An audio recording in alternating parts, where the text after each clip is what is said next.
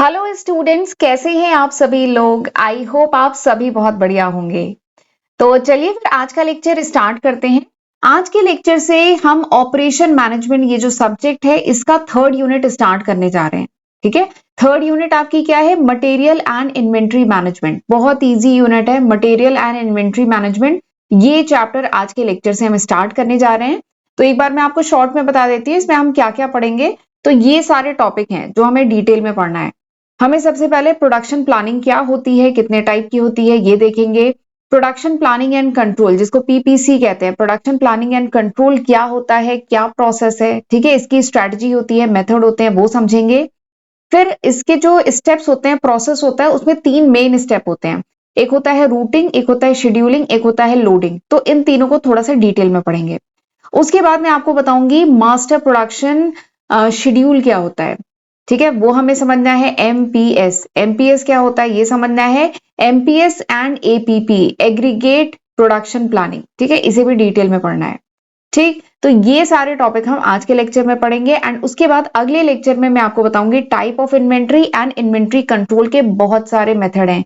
ये सारे मेथड जिनके नाम बहुत छोटे छोटे लिखे हुए हैं, एक्चुअली ये इनके शॉर्ट फॉर्म लिखे हुए हैं। जैसे ईओक्यू, इकोनॉमिक ऑर्डर क्वांटिटी, ये जेआईटी, जस्ट इन टाइम।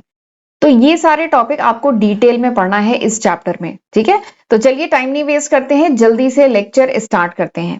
और एक और बात है, it is a theoretical concept, ये थ्योरी का कॉन्सेप्ट है, बहुत इजी कॉन्सेप्ट है। एक ही चीज है इसमें, जैसा इनका नाम है वैसा ही इनका काम है, बहुत सिंपल सा कॉन्सेप्ट है। देखिए, सबसे पहला टॉपिक आपको पढ़ना है प्रोडक्शन प्लानिंग। प्रोडक्शन प्लानिंग क्या होती है, कितने टाइप की होती है। तो देखिए, नाम क्या है, प्रोडक्शन प्लानिंग। इसका मतलब क्या है, प्रोडक्शन के रिगार्डिंग। ऑर्गेनाइजेशन में मैन्युफैक्चरिंग हो रही है, लार्ज स्केल पे प्रोडक्शन हो रहा है, तो प्रोडक्शन ऐसे ही नहीं होता है, उससे पहले एक डिटेल प्लानिंग की जाती है। ठीक है, तो प्रोडक्शन प्लानिंग यही होती है। प्रोडक्शन प्लानिंग क्या है? It involve deciding what to produce. Production planning में डिसाइड किया जाता है व्हाट टू प्रोड्यूस, क्या प्रोड्यूस करेंगे, हाउ मच टू प्रोड्यूस, कितना प्रोड्यूस करेंगे, व्हेन टू प्रोड्यूस, कब प्रोड्यूस करेंगे, हाउ टू प्रोड्यूस, कैसे प्रोड्यूस करेंगे। ठीक है, तो ये सारी चीजें, इन सारी चीजों की प्लानिंग पहले से की जाती है, इसी को प्रोडक्शन प्लानिंग कहते हैं। तो production planning involve deciding in advance. Production planning मतलब क्या है कि एडवांस में डिसाइड करना। क्या डिसाइड करना? क्या क्या प्रोड्यूस करेंगे, कैसे प्रोड्यूस करेंगे, कितना प्रोड्यूस करेंगे, कब प्रोड्यूस करेंगे, ये सारी बातें एडवांस में डिसाइड की जाती हैं। क्यों डिसाइड की जाती हैं? ताकि ऑर्गेनाइजेशन में जो भी रिसोर्सेज हैं वो इफिशिएंटली यूटिलाइज कर पाए। ठीक है, रिसोर्सेज मतलब ऑर्गेनाइजेशन में जो मशीनरी वगैरह है, ऑर्गेनाइजेशन में जो लेबर वगैरह है, ठीक है, कैपिटल है, ये सब आप अच्छे से यूटिलाइज तभी कर पाएंगे when you are well planned. अगर आपका सारा काम जो है अच्छे से प्लान्ड है, तभी आपके पास जो भी रिसोर्सेज हैं, मनी है, मशीनरी है, लेबर है, कैपिटल है, ये सब आप तभी अच्छे से यूटिलाइज कर पाएंगे। तो ये पर्पस होता है प्लानिंग करने का। तो this is production planning. And अगर प्लानिंग बढ़िया से है तो क्या होगा, जो हमारी जो रिक्वायरमेंट है कि कस्टमर को हम इतना प्रोडक्ट टाइमली हमें डिलीवर करना है, अपना जो भी टारगेट है वो हम तभी मीट कर पाएंगे जब हम प्लानिंग के साथ करेंगे। ठीक है, तो दिस इज प्रोडक्शन प्लानिंग, इसे प्रोडक्शन प्लानिंग कहते हैं। ठीक है, जैसे आप लोग का एग्जाम आने वाला है तो आप भी तो प्रॉपर प्लानिंग करके पढ़ाई कर रहे होंगे। क्या पढ़ना है, कितना पढ़ना है, कब पढ़ना है, कैसे पढ़ना है, ये सब आपने प्लानिंग की है ना। वैसे ही कंपनी में भी होता है, ऑर्गेनाइजेशन प्रोडक्शन करने से पहले पूरी प्लानिंग करती है, कितना प्रोड्यूस करे, कैसे प्रोड्यूस करे, कब प्रोड्यूस करे। ठीक है, कितना प्रोड्यूस करना है, क्या प्रोड्यूस करना है। तो जैसे ऑर्गेनाइजेशन प्लानिंग करती है वैसे आपको भी प्लानिंग करनी है। और जैसे ऑर्गेनाइजेशन क्यों प्लानिंग करती है? ताकि अपने रिसोर्सेज को इफिशिएंटली यूटिलाइज कर सके। तो आप भी क्यों प्लानिंग करेंगे? ताकि आपके जो रिसोर्सेज हैं, आपका रिसोर्स क्या है, आपके पास टाइम लिमिटेड है। ठीक है, ये आपका एक इंपॉर्टेंट रिसोर्स है। आपके पास जो लिमिटेड टाइम है, आप उसको अच्छे से यूटिलाइज कर सकें। आपका एग्जाम आने वाला है, कम टाइम बचा है, तो आप रिसोर्सेज को अच्छे से यूटिलाइज कर सके, इसलिए आपके लिए पढ़ाई के लिए प्लानिंग बहुत जरूरी है। ठीक है, एंड कस्टमर ये सब प्लानिंग क्यों कर रहा होता है? ताकि जो भी सॉरी, कस्टमर नहीं, ऑर्गेनाइजेशन। ऑर्गेनाइजेशन ये प्लानिंग क्यों कर रहा होता है? ताकि जो भी कस्टमर की डिमांड है वो मीट कर सके। और आप क्यों एग्जाम की प्लानिंग करेंगे? ताकि आपका जो गोल है, आपका गोल क्या है, कुछ 80% लाना, 90% लाना, अच्छे मार्क्स लाना, ये आपका गोल है। तो आप अपना गोल अचीव कर पाए, इसलिए आपको प्लानिंग करनी चाहिए। ठीक है, तो दिस इज प्रोडक्शन प्लानिंग, ये है ऑर्गेनाइजेशन की प्रोडक्शन प्लानिंग। एंड आप भी कर लीजिएगा एग्जाम की प्लानिंग, तभी अच्छा रिजल्ट आएगा। ठीक है, प्लान वे में अगर हम काम करते हैं ना, तो हम कम समय में ज्यादा काम कर पाते हैं, बल्कि ये कह लीजिए हम इफिशिएंटली काम कर पाते हैं। तो दिस इज प्रोडक्शन प्लानिंग, इसी को प्रोडक्शन प्लानिंग कहते हैं। ठीक, मैंने प्रोडक्शन प्लानिंग के साथ आपके एग्जाम की प्लानिंग को भी रिलेट कर दिया। ठीक है, चलिए आगे बढ़ते हैं। अब मैं बात करती हूँ ऑब्जेक्टिव ऑफ प्रोडक्शन प्लानिंग। वैसे समझ में आ रहा होगा क्या उद्देश्य है, बताइए। प्रोडक्शन प्लानिंग जो ऑर्गेनाइजेशन करती है, ठीक है, जो प्रोडक्शन करना है, मैन्युफैक्चरिंग करना है, कितना प्रोड्यूस करे, कब प्रोड्यूस करे, क्या प्रोड्यूस करे, कैसे प्रोड्यूस करे, ये जो प्रोडक्शन के रिगार्डिंग जो प्लानिंग करती है, इसका उद्देश्य क्या है, इसका ऑब्जेक्टिव क्या है। तो सबसे पहला ऑब्जेक्टिव है कि स्मूथ एंड कॉन्टिन्यूअस प्रोडक्शन हो। ठीक है, हमारा प्रोडक्शन ऑर्गेनाइजेशन का पर्पज होता है कि प्रोडक्शन बीच में रुके नहीं, कॉन्टिन्यूअस हो, स्मूथ हो, कोई दिक्कत ना आए। दिक्कत तभी नहीं आएगी जब आपने एडवांस में सारी चीजें प्लान की है। आपके पास पहले से ही जितना लेबर है, जितने लेबर चाहिए, जितनी मशीनरी चाहिए, जितना रॉ मटेरियल चाहिए, सब आपने पहले से अरेंज करके रखा है, तभी आपका प्रोडक्शन क्या होगा, कॉन्टिन्यूअस होगा, बीच में रुकेगा नहीं। ठीक है, तो ये प्लानिंग से ही तो हो रहा है। तो this is the first objective. दूसरा क्या है, ऑप्टिमम यूटिलाइजेशन ऑफ रिसोर्स। आपके जितने भी रिसोर्स हैं आप अच्छे से यूटिलाइज कर पाएंगे, ये दूसरा उद्देश्य है प्रोडक्शन प्लानिंग का। तीसरा क्या है, मीट डिलीवरी डेडलाइन। जो भी कस्टमर को, जो भी आपने डेडलाइन दी हुई है कि हम इतने तारीख को सामान पूरा डिलीवर कर देंगे, ठीक है, तो वो डिलीवर तभी कर पाएंगे when you have well plan production plan, जब आपके पास पूरा अच्छे से आपने प्लानिंग कर रखी है प्रोडक्शन प्लान को। और आपकी भी तो डेडलाइन है। आपकी डेडलाइन क्या है कि एग्जाम से पहले सारा सिलेबस कंप्लीट करना है। ठीक है, तो आप भी अपनी डेडलाइन, एग्जाम से पहले सिलेबस तभी कंप्लीट कर पाएंगे, ठीक है, गोल को अचीव तभी कर पाएंगे when you have proper plan, proper study plan, जब आपके पास अपना प्रॉपर स्टडी प्लान होगा। ठीक है, तो this is the third objective. Fourth क्या है, मिनिमम प्रोडक्शन कॉस्ट। अगर प्रोडक्शन प्लानिंग प्रॉपर है तो जो प्रोडक्शन में जो खर्चा आएगा, जो कॉस्ट आएगी, वो भी कम से कम आएगी। एंड जो maintain quality standard, and quality standard भी मेंटेन रहेगा अगर प्लानिंग प्रॉपर है तो। ठीक है, तो these are the objective of production planning. ठीक, अब प्रोडक्शन प्लानिंग कितने टाइप की होती है, ये बात करते हैं। प्रोडक्शन प्लानिंग कितने टाइप की होती है, तो production planning can be classified into different type.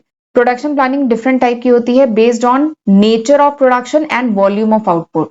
ठीक है, nature of production and volume of output, यानी किस टाइप का प्रोडक्शन है एंड हमें जो आउटपुट प्रोड्यूस करना है उसका वॉल्यूम, कितना आउटपुट प्रोड्यूस करना है, इसके बेसिस पे डिवाइड किया गया। तो प्रोडक्शन प्लानिंग जो होती है ना, वो चार टाइप की होती है। प्रोडक्शन प्लानिंग चार टाइप की होती है। एक होता है जॉब प्रोडक्शन, एक होता है बैच प्रोडक्शन, एक होता है कॉन्टिन्यूअस प्रोडक्शन, और एक और आपका होता है मास प्रोडक्शन। ठीक है, ये होता है मास प्रोडक्शन। ठीक है, तो प्रोडक्शन प्लानिंग के अकॉर्डिंग, जो प्रोडक्शन प्लानिंग कह लीजिए, प्रोडक्शन प्लानिंग जो होती है चार टाइप की होती है। Job production, batch production, continuous production and mass production. ठीक, ये क्या होते हैं, इनके फीचर क्या है, देख लेते हैं। देखिए, सबसे पहला है जॉब प्रोडक्शन। जॉब प्रोडक्शन या जॉब ऑर्डर प्रोडक्शन, ये बेसिकली क्या होता है, जब प्रोडक्शन किया जाता है as per the specific customer requirement, जब कस्टमर की रिक्वायरमेंट के हिसाब से प्रोडक्शन किया जाए तो उसे जॉब प्रोडक्शन कहते हैं। ठीक है, जब कस्टमाइज प्रोडक्ट बनाया जाए, जब आपका प्रोडक्ट यूनिक बने, कस्टमाइज बने, ठीक है, तो उसे जॉब प्रोडक्शन कहते हैं। एंड यहाँ पे प्रोडक्शन क्या होता है, स्मॉल क्वांटिटी में हो रहा होता है। एग्जाम्पल क्या है, फर्नीचर का हम अगर कारपेंटर को ऑर्डर देके फर्नीचर बनवा रहे हैं तो ये क्या है, जॉब प्रोडक्शन। ठीक है, टेलर के पास हम अपने हिसाब से कपड़े बनवा रहे हैं, जॉब प्रोडक्शन। अगर कुछ कस्टमाइज मशीनरी वगैरह बनवा रहे हैं, जॉब प्रोडक्शन। ठीक, इसके फीचर्स क्या है, यहाँ पे फ्लेक्सिबिलिटी ज्यादा होती है, बट इसके लिए स्किल्ड लेबर रिक्वायर्ड है। ठीक है, एक्सपर्ट होना चाहिए क्योंकि हमें अपनी रिक्वायरमेंट के हिसाब से सामान चाहिए ना, तो स्किल्ड लेबर रिक्वायर्ड है। हाई कॉस्ट पर यूनिट आती है, इसमें बनने में खर्चा आता है। ठीक है, तो ये जॉब प्रोडक्शन। दूसरा क्या है, बैच प्रोडक्शन। नाम से ही समझ में आ रहा है, जहां पे सामान बैचेस में बन रहे हैं, जहां पे product are made in batches या ग्रुप में प्रोडक्ट बन रहे हैं। जैसे बहुत सारे बेकरी प्रोडक्ट होते हैं, ग्रुप में बनते हैं। बहुत सारे कपड़े, गारमेंट्स वगैरह, मेडिसिन वगैरह बैचेस में बन रही होती हैं।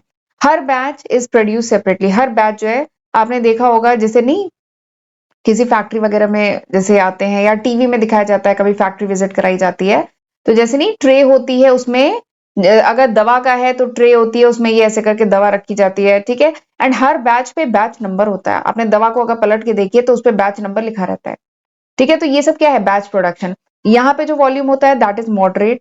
ठीक है, बेटर इफिशियंसी होती है then job production. Job production के कंपेयर में यहाँ पे जो इफिशियंसी होती है वो बेटर होती है। ठीक है, यहाँ पे भी प्रॉपर प्लानिंग की जरूरत होती है बैच प्रोडक्शन करने से पहले।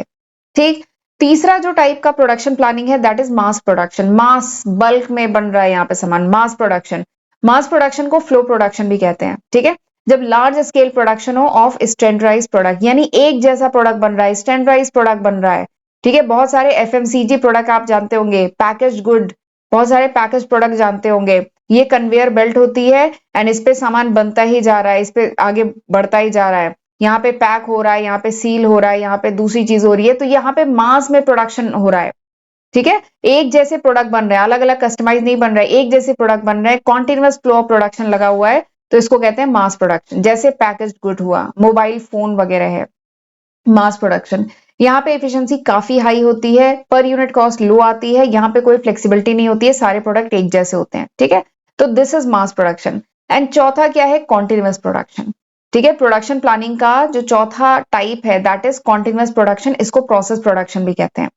कॉन्टिन्यूअस प्रोडक्शन क्या होता है, कॉन्टिन्यूअस प्रोडक्शन मतलब production run continuously. Continuous production मतलब क्या होता है, यहाँ पे प्रोडक्शन कॉन्टिन्यूअसली रन कर रहा होता है विदाउट इंटरप्शन। ठीक है, यहाँ पे कोई बीच में इंटरप्शन नहीं है, प्रोडक्शन कॉन्टिन्यूअस हो रहा है, यूनिफॉर्म प्रोडक्ट बन रहे हैं। ठीक है, जैसे इसका एग्जाम्पल क्या होता है, और कॉन्टिन्यूअस प्रोडक्शन का एक दूसरा नाम भी है, इसको प्रोसेस प्रोडक्शन भी कहते हैं। ठीक है, मतलब कुछ रॉ मटेरियल या कच्चा माल इस प्रोसेस 1 में डाला, फिर इसका आउटपुट प्रोसेस 2 में डाला, इसका आउटपुट प्रोसेस 3 में डाला, तो ये कॉन्टिन्यूअस प्रोडक्शन हो रहा है, बीच में इस प्रोडक्शन को रोका नहीं जाता है। ठीक है, विदाउट इंटरप्शन ये चलता जा रहा है, जब तक आप इंटेंशनली इसको रोकेंगे नहीं, है चलता जाएगा।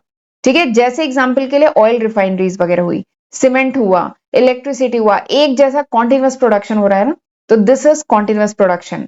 ठीक, तो प्रोडक्शन प्लानिंग की अगर बात करें तो 4 टाइप का होता है, समझ में आ गया, job production, mass production, batch production and continuous production. ठीक है, तो ये 4 टाइप के प्रोडक्शन प्लानिंग होती है। चलिए आगे बढ़ते हैं, अब मैं आपको बताती हूँ, ये देखिए इनका एक कंपैरिजन भी है, यहाँ पे कंपैरिजन क्या मतलब इस टेबल के फॉर्म में ऐसे करके लिखा हुआ है, job production, batch production, mass production, continuous production. Volume की बात करें, जब आप कस्टमाइज एक एक प्रोडक्ट अलग अलग बनाते हैं तो वॉल्यूम कम होता है, बैच में इससे ज्यादा प्रोडक्शन होता है, मास में उससे ज्यादा होता है, और कॉन्टिन्यूअस प्रोडक्शन में वॉल्यूम काफी हाई होता है। ऐसे ही वैरायटी की बात है, फ्लेक्सिबिलिटी की बात है, एंड कॉस्ट पर यूनिट, तो इस तरीके से कंपैरिजन आप ऐसे करके भी शो करिएगा। ठीक है, आगे बढ़ते हैं, अब मैं बात करती हूँ PPC, production planning and control. अभी हमने केवल पीपी की बात की, पीपी मतलब प्रोडक्शन प्लानिंग, यानी प्रोडक्शन के रिगार्डिंग प्लानिंग करना। ठीक है, क्या प्रोड्यूस करना है, कितना प्रोड्यूस करना है, कैसे प्रोड्यूस करना है, कब प्रोड्यूस करना है, तो हमने प्लानिंग की बात की। अब इसमें एक वर्ड और जोड़ दिया गया, दैट इज सी, सी मतलब कंट्रोल। ठीक है, तो प्रोडक्शन प्लानिंग एंड कंट्रोल क्या है, प्लानिंग तो बहुत बढ़िया कर ली, लेकिन कंट्रोलिंग नहीं है तो सब बेकार है ना। आपने प्लानिंग तो बहुत बढ़िया कर ली कि डेली 4 घंटा पढ़ेंगे, ठीक है, बट उसे चेक करना पड़ेगा ना, उसे रिव्यू करना पड़ेगा, फॉलो अप लेना पड़ेगा कि क्या आप एक्चुअली में 4 आवर पढ़ रहे हैं कि नहीं पढ़ रहे हैं, तो दैट इज कॉल्ड कंट्रोलिंग, इसको कंट्रोलिंग कहते हैं।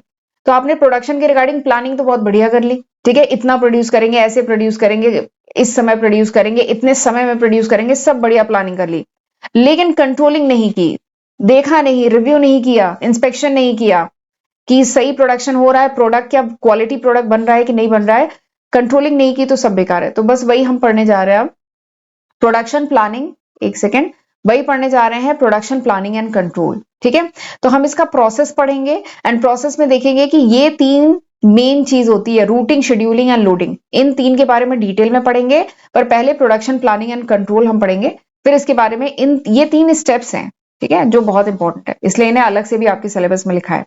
तो देख लेते हैं प्रोडक्शन प्लानिंग एंड कंट्रोल होता क्या है। Production planning and control basically क्या होता है, प्लानिंग करना, डायरेक्टिंग करना एंड कंट्रोलिंग करना प्रोडक्शन एक्टिविटी को, प्रोडक्शन एक्टिविटी के रिगार्डिंग प्लान करना, ठीक है, कितना प्रोड्यूस करे, कैसे प्रोड्यूस करे, कब प्रोड्यूस करे, उसको डायरेक्ट करना, ठीक है, एंड कंट्रोलिंग करना प्रोडक्शन एक्टिविटी को, ताकि क्या हो, ताकि राइट क्वांटिटी ऑफ प्रोडक्ट बने, सही क्वांटिटी बने, सही समय पे बने एंड मिनिमम कॉस्ट पे बने। ठीक है, तो this is the purpose of PPC, production planning and control का यही पर्पस है कि सही क्वांटिटी सही समय पे कम खर्चे में बने, तो इसलिए किया जाता है प्रोडक्शन प्लानिंग एंड कंट्रोल। ठीक है, जिसमें 3 एक्टिविटी है, रूटिंग, शेड्यूलिंग एंड लोडिंग, ये जो है कोर ऑपरेशनल स्टेप है। ठीक है, ये तीनों कोर ऑपरेशनल स्टेप है। आगे बढ़ते हैं, पीपीसी की एक और यहाँ पे मैंने लिखा है पॉइंट पीपीसी के रिगार्डिंग, कि PPC, production planning and control in operation management, is the strategic process. ये जो पीपीसी है ये एक स्ट्रेटेजिक प्रोसेस है of organizing the manufacturing resource. ये एक स्ट्रेटेजिक प्रोसेस है जिसमें मैन्युफैक्चरिंग रिसोर्सेज जो है, मटेरियल, मशीन, लेबर, इन सबको क्या किया जाता है, ऑर्गेनाइज किया जाता है। ठीक है, production planning and control strategic process है जिसमें जितने रिसोर्सेज है ना, मटेरियल, मशीन, लेबर, इन सबको ऑर्गेनाइज किया जाता है ताकि जो भी प्रोडक्शन का गोल है उसे इफिशिएंटली अचीव किया जा सके। ठीक है, तो दिस इज पीपीसी। इसमें क्या किया जाता है, ये पीपीसी में किया क्या जाता है, पीपीसी में पहले तो प्लानिंग की जाती है, प्लानिंग द प्रोडक्शन फ्लो, यानी प्रोडक्शन होगा कैसे, क्या रूट फॉलो किया जाएगा, क्या स्टेप 1 होगा, क्या स्टेप 2 होगा, क्या स्टेप 3 होगा। तो बेसिकली रूट डिसाइड किया जाता है, हर स्टेप में कितना समय लगेगा, इसको कहते हैं शेड्यूलिंग, शेड्यूल डिसाइड किया जाता है, हर स्टेप स्टार्ट कब होगा, खत्म कब होगा, स्टार्ट कब होगा, खत्म कब होगा, शेड्यूलिंग की जाती है। एंड इसकी कंट्रोलिंग की जाती है, चेक किया जाता है कि जैसा प्लान किया गया था वैसा हुआ कि नहीं। एंड फिर उसके बाद डिस्पैचिंग एंड इंस्पेक्शन किया जाता है, ताकि क्या हो, ताकि टाइमली, समय पे, हाई क्वालिटी, अच्छा प्रोडक्ट, कॉस्ट इफेक्टिव प्रोडक्शन हो सके। ठीक है, तो इसी को पीपीसी कहते हैं, प्रोडक्शन प्लानिंग एंड कंट्रोल कहते हैं। ठीक, अब पीपीसी के कुछ स्टेप देख लेते हैं। पीपीसी जो प्रोसेस है, पीपीसी इज अ प्रोसेस, इसके स्टेप देख लेते हैं। ठीक है, तो मैंने बताया था ना, ये 3 तो मेन स्टेप हैं, पर बाकी इसके आगे पीछे भी स्टेप्स होते हैं। तो PPC, production planning and control, इसके स्टेप्स की अगर मैं बात करूं तो सबसे पहला जो स्टेप इसका ये होता है, that is planning. PPC, production planning and control जो होता है, इसका सबसे पहला स्टेप होता है प्लानिंग, प्लान करना।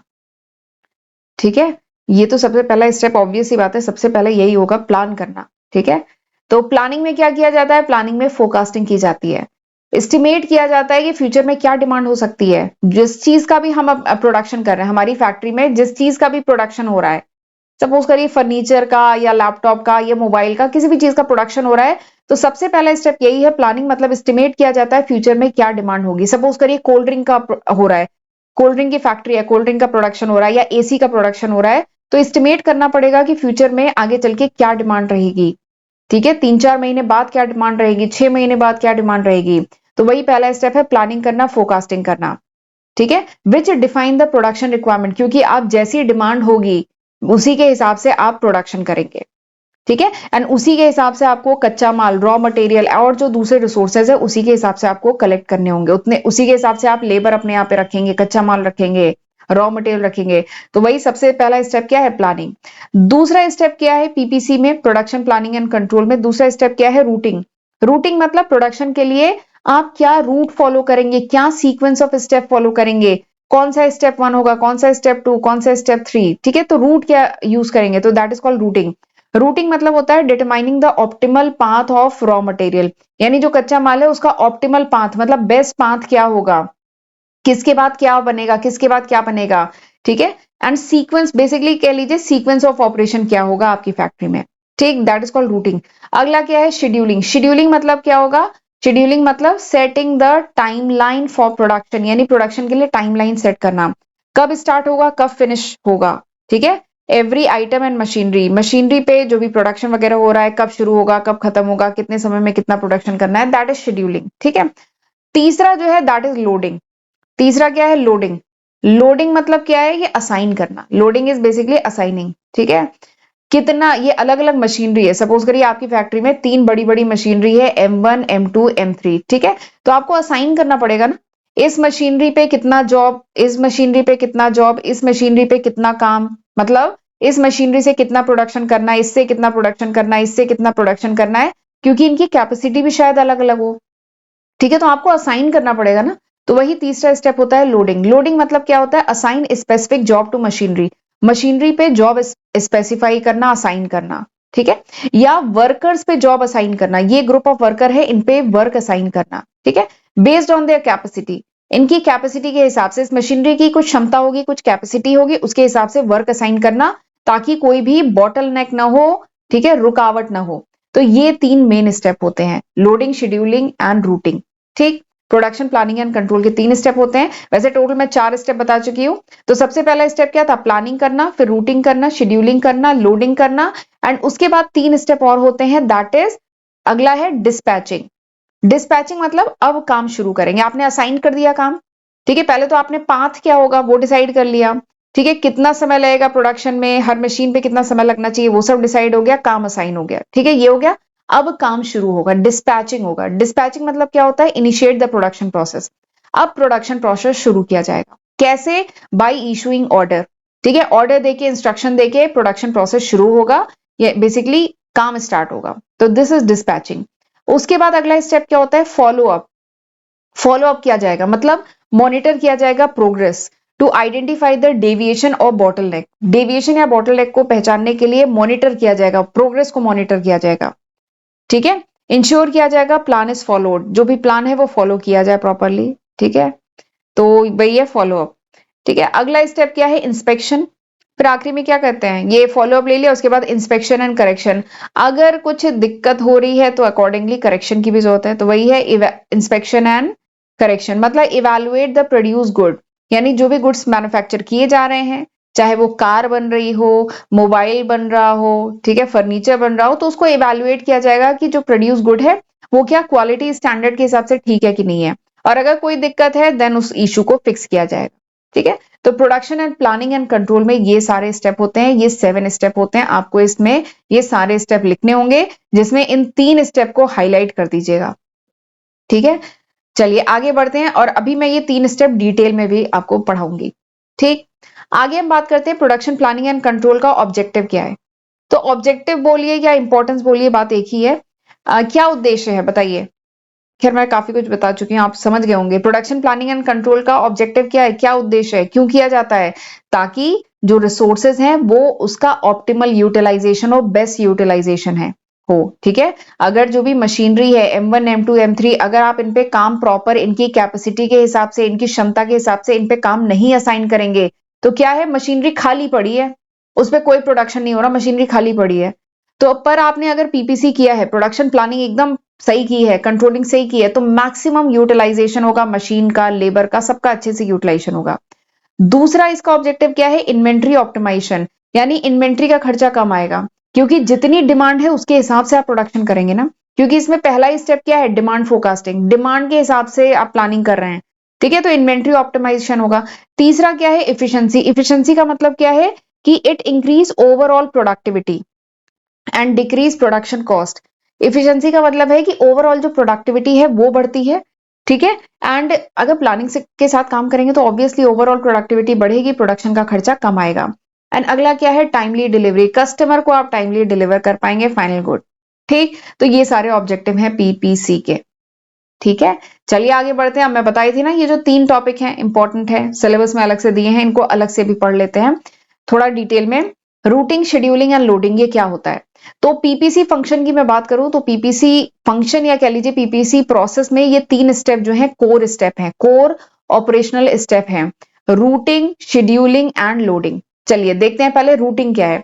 रूटिंग मतलब क्या रूट फॉलो किया जाएगा। ठीक है, प्रोडक्शन करना है तो क्या रूट फॉलो किया जाएगा, किस स्टेप के बाद कौन सा स्टेप, फिर कौन सा स्टेप, फॉर कौन सा स्टेप, तो दैट इज कॉल्ड रूटिंग। तो रूटिंग क्या है, routing is the process of determining the exact path या रूट, यानी एग्जैक्ट पाथ क्या होगा, एग्जैक्ट रूट क्या होगा, through which the product will pass, यानी ये जो प्रोडक्ट है किस पाथ से, किस रूट से पास होगा ड्यूरिंग मैन्युफैक्चरिंग, मैन्युफैक्चरिंग के दौरान किस उससे पास होगा, इसको कहते हैं रूटिंग। ठीक है, इसमें आगे है कि व्हाट रूटिंग डिसाइड, रूटिंग क्या डिसाइड करता है, व्हाट रूटिंग डिसाइड्स, यानी रूटिंग में क्या आप डिसाइड करते हैं, रूटिंग में आप डिसाइड करते हैं कि सीक्वेंस ऑफ ऑपरेशन, क्या सीक्वेंस ऑफ ऑपरेशन होगा। ठीक है, किसके बाद कौन सा स्टेप फॉलो किया जाएगा, मशीन एंड वर्क सेंटर, कौन सी मशीन यूज की जाएगी, इसके बाद ये मशीन यूज की जाएगी, इसके बाद ये मशीन यूज की जाएगी। तो बेसिकली कौन सी मशीन, कौन सी वर्क सेंटर यूज किए जाएंगे, टूल कौन से, इक्विपमेंट कौन से मेथड यूज किए जाएंगे, ये सब डिसाइड किया जाता है रूटिंग में। ठीक है, ऑब्जेक्टिव क्या है, ये जो रूटिंग की जाती है इसका ऑब्जेक्टिव क्या है, उद्देश्य क्या है। सबसे पहला उद्देश्य है कि स्मूथ फ्लो ऑफ मटेरियल बना रहे। ठीक है, स्मूथ फ्लो, अगर पहले से आपका डिसाइड है कि इसके बाद ये करना है, इसके बाद ये करना है, आपका रूट डिफाइंड है, रास्ता डिफाइंड है, तो क्या होगा, स्मूथ फ्लो होगा, कहीं रुकावट नहीं आएगी, स्मूथली आपका काम होगा। ठीक है, अननेसेसरी का मूवमेंट नहीं होगा। अगर आपको प्रॉपरली डिफाइंड है कि आपको क्या क्या पढ़ना है, इसके बाद ये पढ़ना है, इसके बाद ये पढ़ना है, अगर प्रॉपरली डिफाइंड है तो अननेसेसरी का आपका टाइम वेस्ट नहीं होगा ना इधर उधर सर्च करने में। तो वही चीज है, ऐसी फैक्ट्री में भी अगर रूट डिफाइन है तो अननेसेसरी के मूवमेंट नहीं होंगे, डीले नहीं होंगे। ठीक है, एंड मोस्ट, अगर रूट देखिए कई रूट ऑर्गेनाइजेशन में हो सकते हैं, तो आपको अगर रूट डिफाइंड है तो वो रूट सबसे मोस्ट इकोनॉमिकल रूट आप पहचान पाएंगे कि सबसे सही, सबसे सस्ता, सबसे अच्छा रूट कौन सा होगा उस काम को करने के लिए। जैसे आपके पास पढ़ने के कई तरीके हैं, ठीक है, बट सारे तरीके जो है, जैसे ये भी तरीका है, ये भी तरीका है, ये भी तरीका है पढ़ने का, बट सारे तरीके जब आपको पता होंगे, आप प्रॉपर एनालाइज करेंगे, तब आप जान पाएंगे ना कि आपके लिए सही तरीका, मोस्ट इकोनॉमिकल तरीका, बेस्ट तरीका, ऑप्टिमल तरीका कौन सा है पढ़ने का। तो वैसे ही रूटिंग में है, कई रूट होंगे, बेस्ट तभी पता चलेगा जब आप प्रॉपरली इसे रूटिंग को डिफाइन करेंगे। जैसे एग्जाम्पल के लिए अगर कोई टेबल चेयर, कुछ एग्जाम्पल है कि टेबल चेयर बनानी है, तो there is a proper route ना, पहले लकड़ी काटी जाएगी, ड्रिल की जाएगी, ये एग्जाम्पल है, असेंबल की जाएगी, फिर फिनिशिंग की जाएगी। इसके अलावा बीच में भी और कुछ चीजें हो सकती हैं, तो प्रॉपरली डिफाइन करना होगा कि क्या रूट फॉलो करना है, तो दैट इज रूटिंग। आगे बात करते हैं शेड्यूलिंग की। शेड्यूलिंग मतलब होता है ये वो प्रोसेस है जिसमें डिसाइड किया जाता है when each operation should start and finish, यानी पर्टिकुलर ऑपरेशन कब स्टार्ट होगा, ठीक है, पर्टिकुलर ऑपरेशन कब फिनिश होगा, ये इसमें डिसाइड किया जाता है शेड्यूलिंग में। कब स्टार्ट होगा, कब फिनिश होगा, दिस इज शेड्यूलिंग। ठीक, ये डिसाइड किया जाता है इसमें, और ये करना जरूरी है आपको भी मतलब प्रॉपरली डिसाइड करना जरूरी है कौन सा सब्जेक्ट आप कब शुरू करेंगे, कब खत्म करेंगे। ऐसा ना हो कि पूरा फोकस एक ही सब्जेक्ट पे रहे, बाकी सब्जेक्ट छूट जाए। ठीक है, तो वैसे ही कंपनी में भी होता है, कोई पर्टिकुलर ऑपरेशन है वो कब शुरू होगा, कब खत्म होगा, प्रॉपर शेड्यूल डिफाइन होता है। ठीक है, हर जॉब को आप कितना टाइम एलोकेट करेंगे, यानी आप हर सब्जेक्ट को कितना टाइम एलोकेट करेंगे, ये सब आप डिफाइन करते हैं ना, वैसे ही प्रोडक्शन में भी होता है। व्हाट शेड्यूलिंग डिटरमाइन, शेड्यूलिंग में क्या डिटरमाइन किया जाता है, time allocation for each job, हर जॉब को कितना टाइम एलोकेट करेंगे। ठीक है, ऑर्डर ऑफ प्रोसेसिंग जॉब, ये डिसाइड किया जाता है। Deadline and delivery date, delivery date, deadline क्या है, कब तक वो काम खत्म करना है, ये सब डिसाइड किया जाता है। ठीक, शेड्यूलिंग क्यों की जाती है, आप बताइए, आप क्यों डिसाइड करेंगे कि किस दिन कौन सा सब्जेक्ट शुरू करेंगे, कौन सा सब्जेक्ट खत्म करेंगे, आप क्यों डिसाइड करते हैं, ताकि आप जो आप मतलब अपना टाइम वेस्ट ना करें, जो आइडल टाइम है, फालतू टाइम है, थोड़ा टाइम तो इधर उधर जाएगा ही, ठीक है, बट वो कम से कम जाए। अगर आपने डिसाइड किया हुआ है कि आज के आज मुझे ओएम खत्म करना है, ऑपरेशन मैनेजमेंट खत्म करना है, तो क्या होगा, आप इधर उधर अपना आइडल टाइम, फालतू टाइम, इधर उधर अपना टाइम नहीं वेस्ट करेंगे, आप फोकस रहेंगे, आप अपना काम खत्म करेंगे। तो यही पर्पज यहाँ पे भी है शेड्यूलिंग का, कि मिनिमाइज होगा आइडल टाइम ऑफ मशीन। अगर पहले से डिसाइड है कि मशीन अब शुरू होगी, अब खत्म होगी, इतने टाइम में इतना प्रोडक्शन करना है, ये सारी चीजें डिफाइन है, तो आइडल टाइम कम लगेगा, फालतू टाइम कम लगेगा। मीट डिलीवरी कमिटमेंट, जो भी डिलीवरी कस्टमर को जो भी डिलीवरी देने का कमिटमेंट किया था, वो आप मतलब कमिटमेंट फुलफिल कर पाएंगे। बैलेंस होगा वर्कलोड अमंग डिपार्टमेंट, डिपार्टमेंट के बीच में बैलेंस, वर्कलोड जो है वो बराबर मतलब बराबर क्या, उनकी कैपेसिटी के हिसाब से बटेगा। ठीक है, तो इन सब चीजों के लिए शेड्यूलिंग की जाती है। जैसे एग्जांपल के लिए, assigning time slot for machining, assembling and finishing operation, जैसे कितने देर मशीनिंग होगी, कितने देर असेंबलिंग होगी, कितने देर फिनिशिंग होगी, ये सब का टाइम स्लॉट डिवाइडेड है। तो ये सब कहाँ होता है, ये शेड्यूलिंग में होता है। ठीक, तीसरा जो इंपॉर्टेंट है दैट इज लोडिंग।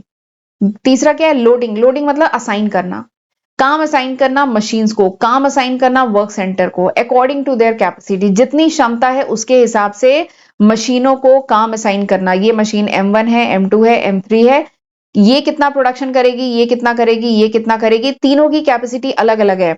शायद ये केवल 100 यूनिट बना सकती है, ये 200 बना सकती है, और ये शायद केवल 50 बना सकती है। तो इनकी क्षमता के हिसाब से इन पे वर्कलोड असाइन करना, दिस इज कॉल्ड लोडिंग, इसी को लोडिंग कहते हैं। तो loading is the process of assigning work to machines, ठीक है, एंड वर्क सेंटर। लोडिंग में क्या डिसाइड किया जाता है, which machine will do which job, कौन सी मशीन कौन सा काम करेगी। ठीक है, amount of work assign to each machine, हर मशीन पे कितना काम असाइन है। इससे क्या होता है, यूटिलाइजेशन लेवल ऑफ रिसोर्स, इससे क्या है, ये रिसोर्स अच्छे से यूटिलाइज होते हैं। ठीक है, अब ये जो लोडिंग है तीन तरीके की हो सकती है, under loading, overloading, balance loading. Under loading मतलब कैपेसिटी तो ज्यादा है, आप काम कम करवा रहे हैं, that is under loading. Overloading मतलब कैपेसिटी जितनी है नहीं उससे ज्यादा काम करवा रहे हैं, ओवरलोडिंग। बैलेंस लोडिंग मतलब जितनी कैपेसिटी है उतना काम करवा रहे हैं, बैलेंस लोडिंग। ठीक, ऑब्जेक्टिव ऑफ लोडिंग क्या है, लोडिंग क्यों की जाती है, ताकि मशीनों को ऑप्टिमल यूटिलाइजेशन कर सके, मशीनों का बेस्ट यूटिलाइजेशन कर सके, कोई रुकावट ना आए, बॉटल नेक कंजेशन ना आए, काम अपना स्मूथ चलता रहे। ठीक है, बैलेंस प्रोडक्शन फ्लो हो, तो इस पर्पज से लोडिंग की जाती है। ठीक है, तो यहां पे फिर ये टेबल के फॉर्म में लिखा है, रूटिंग, शेड्यूलिंग, लोडिंग, तीनों का फोकस, तीनों के मेन पॉइंट अलग है। रूटिंग में वेयर एंड हाउ, शेड्यूलिंग में कब कितने समय में, एंड लोडिंग में how much and to whom। ठीक है, पीपीसी की बात करें, ये पहला स्टेप होता है, ये दूसरा होता है, ये तीसरा स्टेप होता है। ठीक है, देखिए अभी मैंने पीपीसी के स्टेप्स बताए थे ना, तो रूटिंग एंड शेड्यूलिंग किससे रिलेटेड है, this is related with planning, production planning से रिलेटेड है रूटिंग एंड शेड्यूलिंग। ठीक है, जबकि डिस्पैचिंग एंड फॉलो अप किससे रिलेटेड है, कंट्रोलिंग से रिलेटेड है। ठीक है, तो ये सारी चीजें हैं। अब जल्दी से हम पढ़ लेते हैं 2 टॉपिक और, एक है एमपीएस एंड एक है एपीपी। ठीक है, एमपीएस क्या है, मास्टर प्रोडक्शन शेड्यूल, एपीपी क्या है, एग्रीगेट प्रोडक्शन प्लानिंग। ठीक है, तो ये दोनों क्या होते हैं, ये दोनों भी इंपॉर्टेंट कॉन्सेप्ट है, जल्दी से देखते हैं। देखिए ये क्या है, मास्टर प्रोडक्शन शेड्यूल। ठीक है, देखिए शेड्यूल मतलब प्लान, पूरी प्लानिंग। मास्टर मतलब क्या है, मास्टर मतलब मेन प्लानिंग। प्रोडक्शन मतलब प्रोडक्शन से रिलेटेड, तो बस यही इसी का मतलब है। ठीक है, एमपीएस का मतलब है मास्टर प्रोडक्शन प्लानिंग, यानी ये है डिटेल प्लान।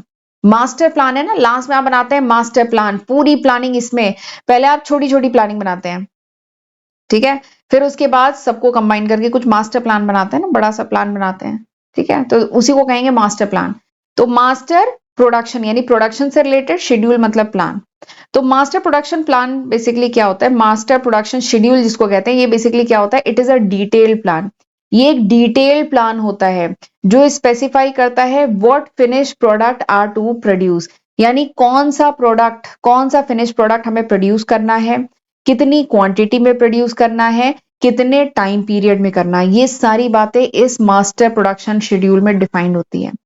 ठीक है, मास्टर प्रोडक्शन शेड्यूल क्या है, मास्टर प्रोडक्शन शेड्यूल एक डिटेल प्लान होता है जिसमें ये डिफाइन होता है कि हम क्या प्रोड्यूस करेंगे, कितना प्रोड्यूस करेंगे, कितने समय में प्रोड्यूस करेंगे। ठीक है, तो this is master production schedule. अब मैं एपीपी, अभी अगला टॉपिक है। एक्चुअली बस थोड़ा सा हिंट दे देती है एपीपी की, बाकी हम जब एपीपी पढ़ेंगे तब वो डिटेल में पढ़ेंगे। देखिए एक ही कंपनी में बहुत सारे प्रोडक्ट बन रहे होते हैं। ठीक, जैसे एग्जांपल लेते हैं, फर्नीचर की फैक्ट्री है, यहाँ पे टेबल भी बन रही होगी, ठीक है, चेयर भी बन रही होगी, आलमीरा भी बन रही होगी, बेड भी बन रहा होगा, डाइनिंग टेबल भी बन रहा होगा। ठीक है, तो एग्रीगेट प्रोडक्शन प्लान क्या होता है, एग्रीगेट प्रोडक्शन प्लान जो होता है ना, ये लॉन्ग टर्म प्रोडक्शन प्लान होता है। ये जो प्लान होता है ना, ये एग्रीगेट है, एग्रीगेट मतलब इकट्ठा मिला के। तो एग्रीगेट प्रोडक्शन प्लान में आपका टेबल भी होगा, चेयर भी होगा, बेड भी होगा, अलमारी भी होगी, सबके रिगार्डिंग प्लानिंग होगी। तो ये होता है एग्रीगेट प्रोडक्शन प्लान। जबकि ये जो मास्टर प्रोडक्शन प्लान होता है ना, ये स्पेसिफिक प्रोडक्ट के लिए होता है, केवल टेबल के रिगार्डिंग।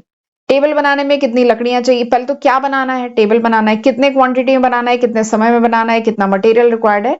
तो जब हम एक पर्टिकुलर आइटम स्पेसिफिक बनाते हैं, डिटेल बनाते हैं, तो वो मास्टर प्रोडक्शन प्लान होता है। ठीक है, एंड जब सबके लिए बनाते हैं, पूरी फैक्ट्री में कई सामान बन रहे हैं, सबके लिए बनाते हैं, तो उसे एग्रीगेट, नाम ही है एग्रीगेट, इकट्ठा। ठीक है, तो ये एक मेजर डिफरेंस है दोनों के बीच में।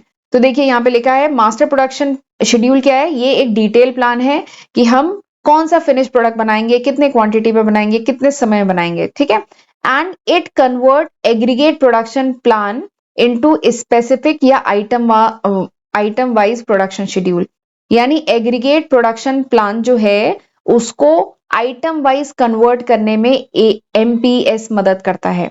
मतलब एमपीएस इज आइटम वाइज, एक एक आइटम, टेबल चेयर, या अगर इलेक्ट्रॉनिक कंपनी है तो मोबाइल, हेडफोन, और भी दूसरा जो गैजेट्स होते होंगे, तो उनके एक एक के लिए अलग अलग जब हम बनाते हैं शेड्यूल प्लानिंग डिटेल प्लान, तो उसे एमपीएस कहते हैं। पूरी पूरी फैक्ट्री के लिए बनाते हैं तो उसे कहते हैं एग्रीगेट प्रोडक्शन प्लान। ठीक, अब चलिए आगे बढ़ते हैं। ये जो एमपीएस होता है, इसका क्या बोलते हैं, ऑब्जेक्टिव क्या है, ऑब्जेक्टिव ऑफ एमपीएस। एमपीएस का ऑब्जेक्टिव क्या है, मास्टर प्रोडक्शन शेड्यूल क्यों बनाया जाता है, क्या उद्देश्य है। तो देखिए बहुत आसान है, इसका उद्देश्य आप समझ रहे होंगे, ताकि एमपीएस, अगर आप प्लानिंग पहले से कर लेते हैं, डिटेल प्लान बना लेते हैं कि क्या प्रोड्यूस करना है, कितने समय में प्रोड्यूस करना है, कितना प्रोड्यूस करना है, तो क्या होगा, आप कस्टमर की डिमांड को ऑन टाइम मीट कर पाएंगे। ठीक है, तो ये इसका पहला ऑब्जेक्टिव हुआ। दूसरा ऑब्जेक्टिव क्या है कि इससे पहले क्या बनाया गया था, एग्रीगेट प्रोडक्शन प्लान पूरी फैक्ट्री के लिए बनाया गया था। ठीक है, लेकिन उसको एग्जीक्यूटेबल लेवल पे लाने के लिए, यानी उसको छोटे लेवल पे, एग्जीक्यूटेबल लेवल पे लाने के लिए एमपीएस बनाया जाता है। ठीक है, एंड तीसरा जो इसका ऑब्जेक्टिव है, that is it provide a basis for MRP. ये एमआरपी का बेसिस प्रोवाइड करता है। एमआरपी मतलब ये नहीं है मैक्सिमम रिटेल प्राइस, जो चीजों के पीछे एमआरपी रेट लिखा रहता है, वो एमआरपी नहीं। एमआरपी यहाँ पे है मटेरियल रिक्वायरमेंट प्लानिंग। देखिए प्रोडक्शन करना है तो पहले रॉ मटेरियल भी तो चाहिए, तो उसके रिगार्डिंग भी तो प्लानिंग करनी पड़ेगी कि कितना रॉ मटेरियल चाहिए। तो एमपीएस जो होता है, मास्टर प्रोडक्शन शेड्यूल जो है, it provide a basis for MRP, यानी मटेरियल रिक्वायरमेंट प्लानिंग किसके बेसिस पे की जाती है, एमपीएस के बेसिस पे की जाती है। ठीक है, अगला क्या है, optimize use of production resource, यानी जो प्रोडक्शन के रिसोर्स है इनका मैक्सिमम यूज कर पाए, ऑप्टिमाइज यूज कर पाए। ठीक है, अगला क्या है, reduce inventory shortage and excess stock. MPS अगर प्रॉपर है, यानी मास्टर प्रोडक्शन शेड्यूल प्रॉपर बनाया है, तो कभी इन्वेंट्री की शॉर्टेज नहीं होगी, एक्सेस स्टॉक नहीं कलेक्ट होगा, क्योंकि पूरा प्लानिंग के साथ काम चल रहा है। ठीक है, तो ये इसके कुछ ऑब्जेक्टिव हैं। चलिए आगे बढ़ते हैं, अब मैं बताती हूँ प्रोसेस ऑफ प्रिपेयरिंग एमपीएस। ये जो एमपीएस प्रिपेयर किया जाता है, ठीक है, मास्टर प्रोडक्शन शेड्यूल प्रिपेयर किया जाता है, इसका प्रोसेस क्या है? तो इसमें शायद 7 या 6 स्टेप होते हैं। ठीक है, सबसे पहला स्टेप वही है, सिंपल सा डिमांड फोरकास्ट की जाती है, क्योंकि प्लानिंग करने से पहले आपको ये समझना पड़ेगा ना कि कितने यूनिट बनाने की जरूरत है, फोरकास्टिंग करनी पड़ेगी, डिमांड जाननी पड़ेगी। तो वही पहला स्टेप है डिमांड फोरकास्टिंग, मतलब इसमें एस्टिमेट करना होगा कि फ्यूचर डिमांड कितनी है, सेल्स फोरकास्ट के बेसिस पे एंड कस्टमर के कितने ऑर्डर हैं उसके बेसिस पे। दूसरा क्या है, रिव्यू एपीपी, यानी एग्रीगेट प्रोडक्शन प्लान, यानी पूरी फैक्ट्री का जो प्रोडक्शन प्लान है उसको रिव्यू करना पड़ेगा। ठीक है, पहले बनता है एपीपी, उसके बाद बनता है एमपीएस, फिर एक एक प्रोडक्ट के लिए एमपीएस बनता है। ठीक है, तो एपीपी जो है ना, पूरे फैक्ट्री की प्रोडक्शन कैपेसिटी के हिसाब से, पॉलिसी के हिसाब से एपीपी बना है, तो उसे रिव्यू करना होगा। तीसरा क्या है, इन्वेंट्री स्टेटस चेक, इन्वेंट्री हमारे पास कितनी है, ओपनिंग स्टॉक कितना है, सेफ्टी इन्वेंट्री कितनी है, ये सब देखना होगा। फिर उसके बाद प्रोडक्ट वाइज शेड्यूल डेवलप किया जाता है। ठीक है, डिसाइड किया जाता है कि हर एक क्वांटिटी जो प्रोडक्ट की है, ठीक है, जैसे अगर फर्नीचर फैक्ट्री है तो कितनी टेबल, कितने चेयर, कितने बेड, कितनी अलमारी बनेगा, कितने समय में बनेगा। फिर उसके बाद प्रोडक्ट वाइज शेड्यूल बनाया जाता है, और उसके साथ फिजिबिलिटी चेक भी किया जाता है। फिजिबिलिटी चेक मतलब होता है, देखा जाता है, देखिए आपने टारगेट तो बहुत ले लिया कि हम 8 घंटे पढ़ेंगे, ठीक है, थोड़ा सा फिजिबल नहीं है ना, थोड़ा मुश्किल है। वैसे पढ़ने को पढ़ा जा सकता है 8 घंटा, बट थोड़ा सा मतलब थोड़ा मुश्किल है। तो ऐसे ही ऑर्गेनाइजेशन ने कोई टारगेट यहाँ पे लिया, प्लानिंग की, उसको फिजिबिलिटी, क्या ये संभव है, बेसिकली फिजिबिलिटी चेक यही होता है, वेरीफाई किया जाता है। आपने टारगेट यहाँ पे प्लानिंग बहुत बड़ी बड़ी कर ली, लेकिन उसका फिजिबिलिटी चेक किया जाता है कि क्या ये पॉसिबल है। ठीक है, वेरीफाई किया जाता है कि क्या हमारे पास इतनी मशीनरी, इतने लेबर हैं कि ये जो शेड्यूल हमने बनाया ये मीट कर पाएंगे। तो वही है पांचवा, कैपेसिटी फिजिबिलिटी चेक, ये होता है। एंड छठा क्या है, छठा है फाइनलाइज द शेड्यूल, और छठे स्टेप में शेड्यूल फाइनलाइज किया जाता है। ठीक है, एमपीएस जो बनता है कुछ ऐसा होता है जैसे, एंड एमपीएस जो होता है ना, शॉर्ट ड्यूरेशन के लिए होता है। ठीक, जैसे वीक 1, पहले वीक में डिमांड है इतने यूनिट की, हमारा प्रोडक्शन प्लान है कि हम इतना करेंगे, तो कितने यूनिट बच जाएगी, 20 यूनिट बच जाएगी। दूसरे वीक में शायद डिमांड इतने की है, प्रोडक्शन प्लान इतने का है, तो बच जाएगी इन्वेंट्री इतना। ठीक है, इसके अलावा कुछ और कॉलम भी हो सकते हैं जैसी रिक्वायरमेंट हो। तो बेसिकली शॉर्ट ड्यूरेशन के लिए जब प्रोडक्शन के रिगार्डिंग, एक एक यूनिट के रिगार्डिंग जब प्लानिंग हो ना, एक एक यूनिट नहीं, item wise, basically item wise जब प्लानिंग होना, तो उसको कहते हैं एमपीएस। ठीक, इसकी इंपॉर्टेंस अब समझ लेते हैं। इंपॉर्टेंस तो खैर अभी डिस्कस हुआ था, ऑब्जेक्टिव। एमपीएस की इंपॉर्टेंस क्या है कि मटेरियल रिक्वायरमेंट प्लानिंग में मदद करता है। ठीक है, कभी भी स्टॉक खत्म नहीं हो जाएंगे, शॉर्टेज नहीं होगी या ओवर प्रोडक्शन नहीं होगा अगर एमपीएस प्रॉपर है तो। ठीक है, कस्टमर की सर्विस इंप्रूव होगी, कस्टमर को हम डिलीवरी टाइम पे दे पाएंगे। ठीक है, प्रोडक्शन का जो टारगेट है वो अचीव हो पाएगा अगर एमपीएस प्रॉपर है तो। ठीक, लेकिन इसकी कुछ लिमिटेशन भी है। क्या लिमिटेशन है? देखिए यहाँ पे पहला ही स्टेप क्या है, फोरकास्ट करना है। आगे चल के डिमांड क्या होगी ये फोरकास्ट करना है, एंड फोरकास्ट तो कोई जरूरी नहीं है, कभी कभार फोरकास्ट गलत भी हो जाता है, तो ये इसकी एक लिमिटेशन है। दूसरा क्या है, इसको फ्रिक्वेंटली अपडेट करने की जरूरत है, टाइम टू टाइम इसे अपडेट करने की जरूरत है। ठीक है, मतलब आपने एक बार जो डिसाइड कर लिया, ऐसा नहीं कि वही शेड्यूल चलेगा, वही प्लानिंग चलेगी। प्लानिंग को, क्योंकि हर चीज चेंज होती है, प्लानिंग को time to time modify, change करने की जरूरत होती है, अपडेट करने की जरूरत होती है। अगला क्या है, complex for large product variety, अगर प्रोडक्ट वैरायटी बहुत सारी है, कॉम्प्लेक्स है, तो थोड़ी सी एमपीएस मुश्किल होता है। ठीक है, तो ये इसकी कुछ लिमिटेशन थी, एंड इसी के साथ ये जो एमपीएस पूरा टॉपिक है ये फिनिश होता है। अगले लेक्चर में अब मैं कराऊंगी ये जो एग्रीगेट प्रोडक्ट प्लानिंग है ना, aggregate production planning, this is APP. ये जो एग्रीगेट प्रोडक्शन प्लानिंग है ये अब हम अगले लेक्चर में पढ़ेंगे। ठीक है, यहाँ पे देखिए ये aggregate production planning and MPS में डिफरेंस भी पूछा जाता है, तो ये अब हम अगले लेक्चर में पढ़ेंगे। तो वही कुछ नहीं, मोटा मोटा यही है कि एग्रीगेट प्रोडक्शन प्लानिंग ना लंबे समय के लिए होती है, और ये ओवरऑल लेवल ऑफ पूरी फैक्ट्री के रिगार्डिंग प्लानिंग की जा रही है, ओवरऑल लेवल ऑफ प्रोडक्शन। ठीक है, पूरी इन्वेंट्री, पूरे आपके वर्कफोर्स है उसको लेके प्लानिंग की जाती है ओवरऑल जब की जाए, इसीलिए नाम क्या, एग्रीगेट। एग्रीगेट मतलब इकट्ठा, पूरी आपकी फैक्ट्री के रिगार्डिंग आप प्लानिंग कर रहे हैं। ठीक है, 6 महीने से लेके 12 महीने तक की प्लानिंग कर रहे हैं कि अगले 6 महीने से लेके 12 महीने तक कितना प्रोडक्शन कितना प्रोडक्शन करेंगे, किस यूनिट का कितना प्रोडक्शन करेंगे, कितने समय में करेंगे, ये सब जब प्लानिंग होती है that is aggregate production planning. जबकि एमपीएस क्या था, एमपीएस मतलब आइटम वाइज, हम केवल टेबल के बारे में अलग से, चेयर के बारे में अलग से, कैबिनेट के बारे में अलग से, डाइनिंग टेबल के बारे में अलग से, जब इस टाइप से प्रोडक्ट वाइज जब प्लानिंग की जाए एंड शॉर्ट ड्यूरेशन के लिए, मतलब कुछ हफ्तों से लेके 3 महीने तक की जब प्लानिंग की जाए वो होती है एमपीएस। जबकि ये क्या है, एपीएस। अब चलिए एपीएस के बारे में अगले लेक्चर में डिटेल में पढ़ाऊंगी, तब तक इतना पढ़ के रखिएगा, जितना मैंने पढ़ाया है तब तक इतना पढ़ के रखिएगा। अगले लेक्चर में हम एपीपी एग्रीगेट प्रोडक्शन प्लानिंग के बारे में हम यहां से पढ़ेंगे। ठीक है, तो चलिए फिर मिलते हैं अगले लेक्चर वीडियो में, तब तक अपना ध्यान रखिएगा। God bless you.